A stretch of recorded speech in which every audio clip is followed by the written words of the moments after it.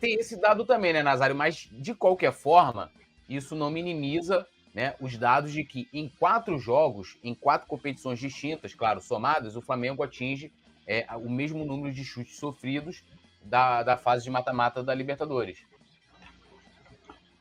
Não minimiza por conta de alguns pontos, né? Vamos lá. No Campeonato Brasileiro do ano passado, e aí eu estou falando de 38 rodadas, nós tomamos 39 gols.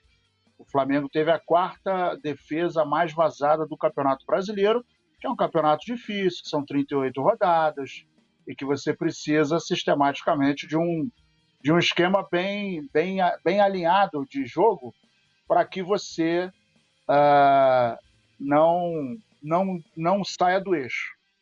Primeiro ponto. Segundo ponto, 27 finalizações do Independente Del Valle. Tomamos um gol de cabeça, de bola parada.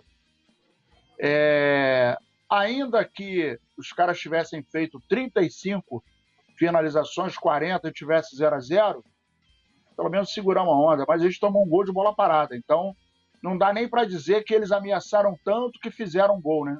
O gol foi de bola parada.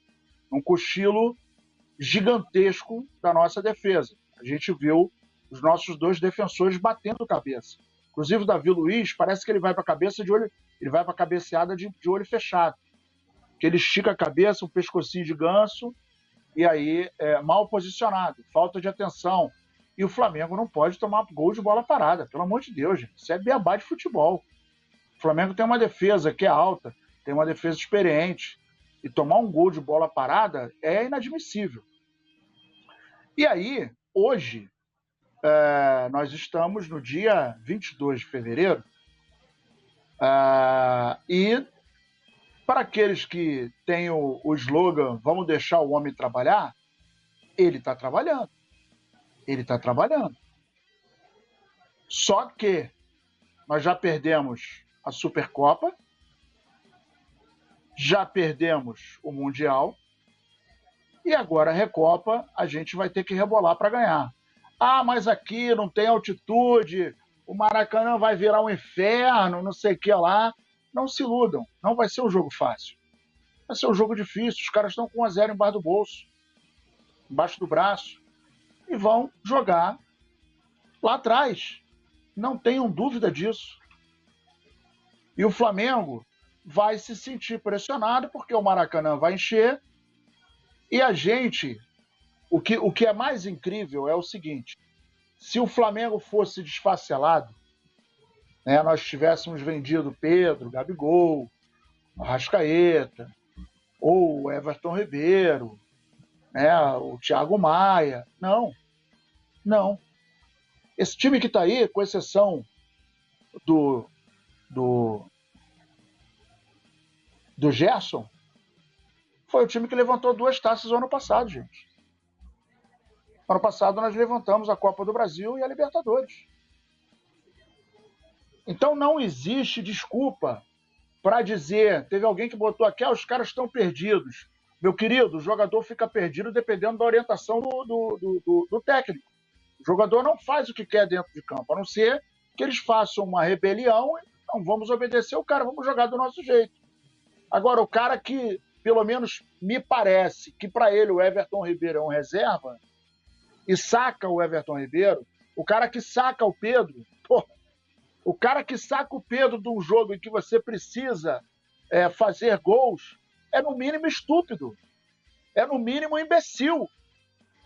E aí, para rechear esse bolo, a cereja do bolo é a diretoria falando que vamos manter independente do resultado de terça-feira. Porque, literalmente, é muito nítido que a diretoria pensou o seguinte: fizemos merda, agora vamos segurar a onda. Porque se a gente tirar o cara agora, a gente vai assinar um atestado que nós fizemos merda no ano passado.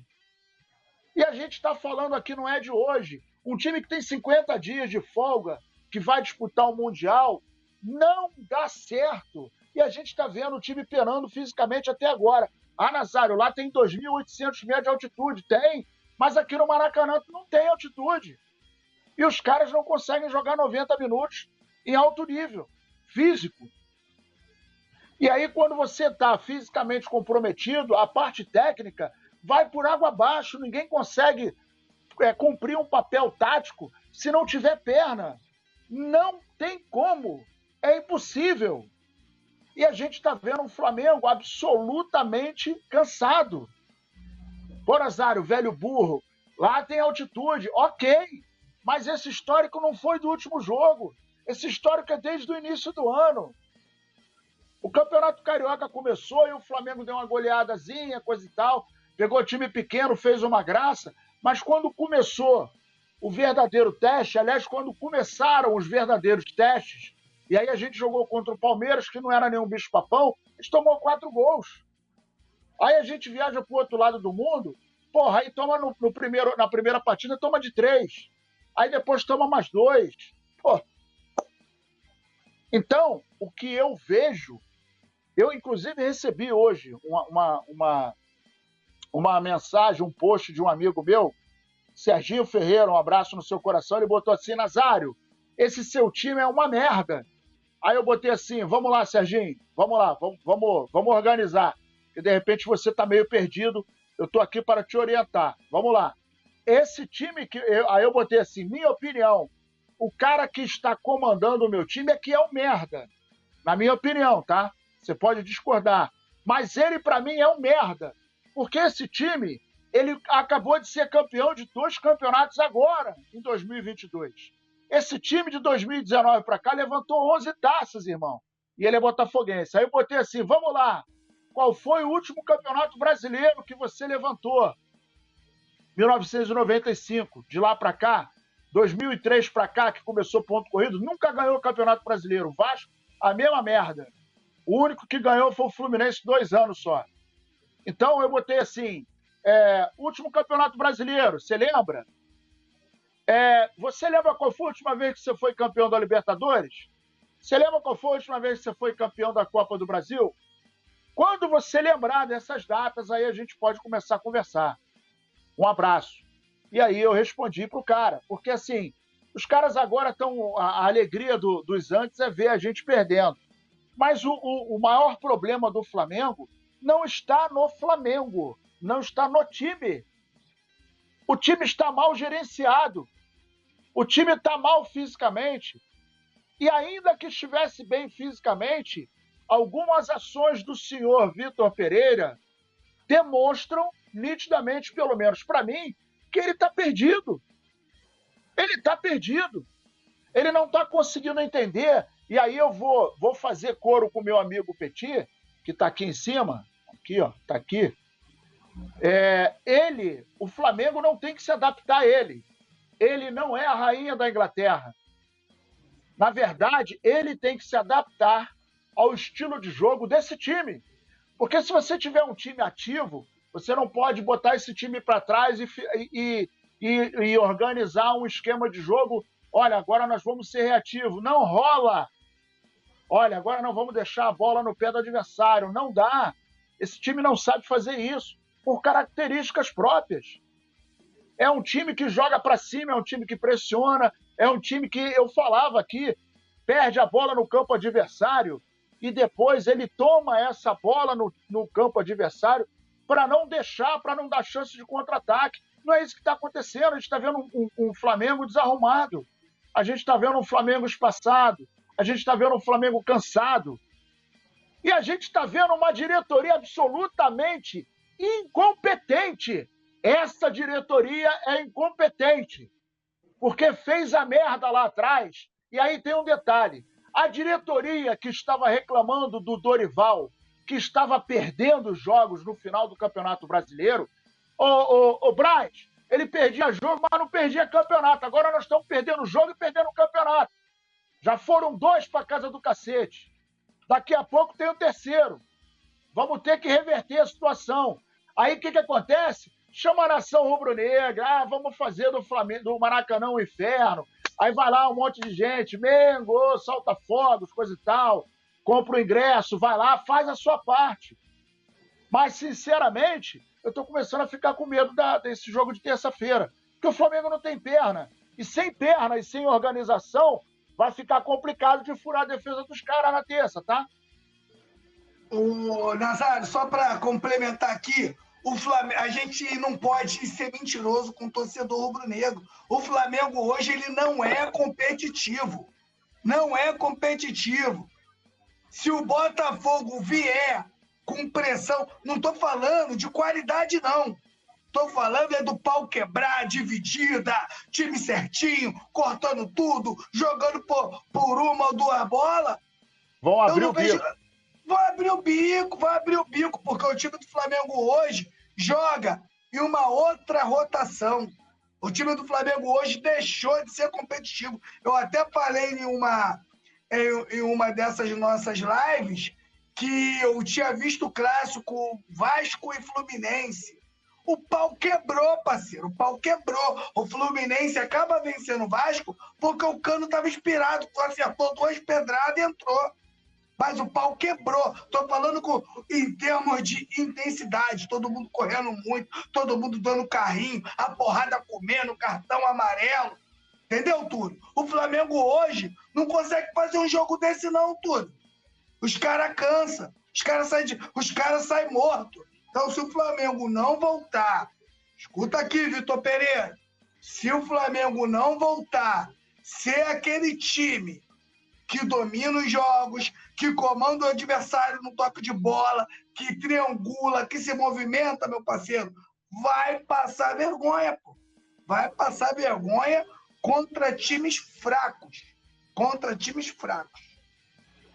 É complicado, né? Assim, eu acho que há muitos problemas que juntos eles acabam mostrando o que vem acontecendo, né? As coisas vão se realizando dessa forma, um time inconsistente, inseguro, mal fisicamente, né? Por mais que a gente tenha várias observações individuais nos jogadores, né? Isso fica muito nítido também coletivamente, e também, lógico, passa o problema pelo treinador, mas tem todo um problema de gestão do departamento de futebol. Eu vou repetir o que eu falo aqui, talvez desde 2020, e eu gosto sempre de lembrar de um recorte muito interessante, que foi aquele 4-0, o Nazário estava nesse jogo, 4-0 Atlético Mineiro no Flamengo, Flamengo treinado pelo Domi, e a tônica do que a gente disse naquele pós-jogo é uma coisa que a gente voltou a repetir anos depois e você volta a repetir agora. Eu vi desde ontem, começou muito a cobrança aos dirigentes, né? O problema não é só o Vitor Pereira, o problema, né, não é só isso, nem aquilo. E assim se segue. O problema não era só o Renato Gaúcho, o problema não era só o Paulo Souza, o problema não era só o Rogério Ceni, o problema não era só o Domi. E a gente vem falando isso aqui há 3 anos. Eu pergunto a você, o que mudou no departamento de futebol do Flamengo? Tirou um funcionário aqui, outro ali. Somente. A estrutura é a mesma, o modus operandi é o mesmo, tudo é a mesma coisa. O que muda é muito exclusivamente o que é feito dentro de campo. E eu posso ir além.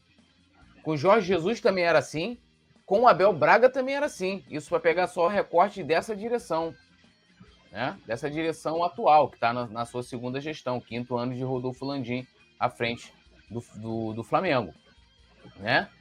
Mas aí a gente faz lembrar qual foi a primeira escolha de treinador. Abel que não sabia onde colocar o Arrascaeta. Abel que não queria Gabigol. Tá? O maior mérito do Abel foi insistir pelo Bruno Henrique. Mas é a mesma coisa. E aí, eu até tuitei isso ontem, depois do nosso pós-jogo. Falei, isso é para quem tá pedindo mudanças mais profundas. Esqueçam. Sabe por quê? O Landim, 5 anos dele como presidente do Flamengo, ele nunca exonerou um vice-presidente. Nenhum. O Landim nunca demitiu nenhum funcionário do grande escalão. O único que eu lembro que foi demitido foi o fotógrafo lá que tirou a foto do pessoal no avião sem máscara, ou seja, mostrando que o Flamengo não cumpriu um protocolo, esse foi demitido. Alô, nação do Mengão! Esse é o Coluna do Fla, seja bem-vindo! Se inscreva no canal, não esqueça de deixar o seu like, pega o link, compartilha pra geral, comente bastante, queremos te ouvir. Aqui você tem a melhor transmissão dos jogos do Flamengo na internet. O Coluna é brabo e tem o Podfla, o podcast da nação. É muita resenha e um show de cobertura do maior do mundo, do jeitinho que a nação merece. Esse é o Coluna. Saudações rubro-negras.